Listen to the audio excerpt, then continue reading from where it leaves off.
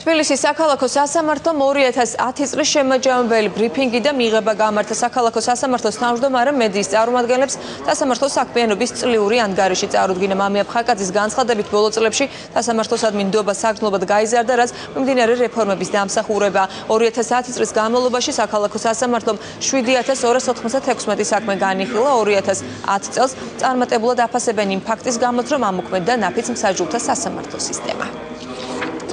ნამდვილად არის რამდენიმე გამოკითხვით დადასტურდა ეს წარმატებები, რაც ჩვენ გვაქვს და არა მხოლოდ იმით, რა ინფორმაციაც თვითონ სისტემაში მოგვეპოვება.